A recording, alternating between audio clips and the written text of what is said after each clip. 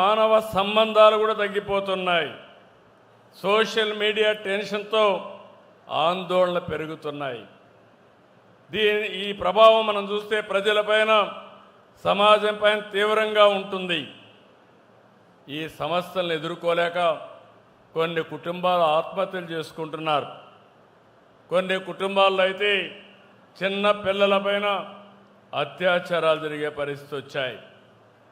ప్రతి ఒక్క కుటుంబంలో, చాలా కుటుంబాల్లో అన్రెస్ట్ వచ్చే పరిస్థితి వస్తూ ఉంది.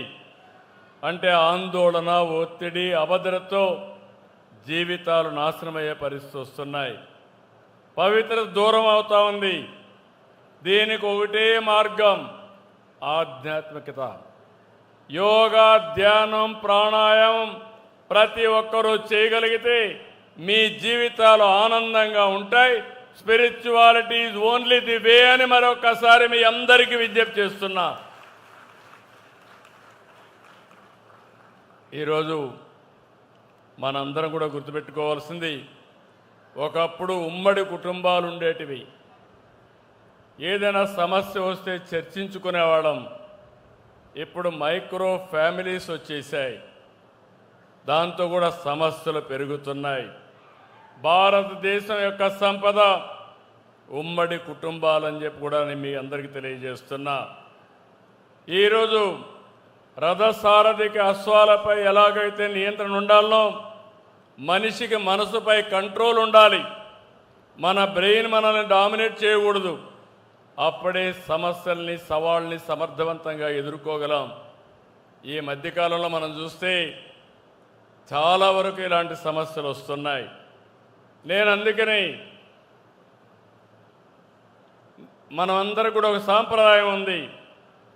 ఏ కష్టం వచ్చినా దేవుని దగ్గరికి పోయి దేవునికి అప్పచెప్పి మన పని మనం చేస్తే దేవుడు కరుణిస్తాడనే నమ్మకం, పరిష్కార మార్గం దొరుకుతున్నది విశ్వాసం.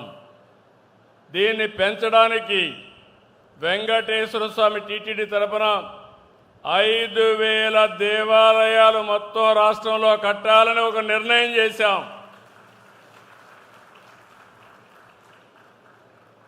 దీనివల్ల లాభం ఏంటని మీరు ఒక్కసారి ఆలోచిస్తే, ఇంట్లో కూడా పూజ చేయొచ్చు, కానీ సమాజం మొత్తం కలిసి పూజ చేసుకునే ప్లేసు మన దేవాలయాలు.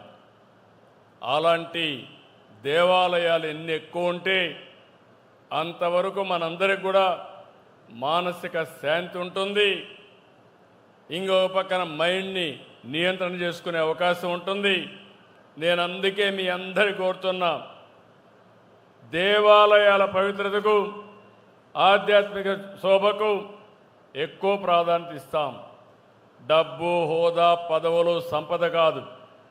ప్రశాంతత, మంచి ఆరోగ్యం, నాణ్యమైన జీవితం చాలా ముఖ్యం.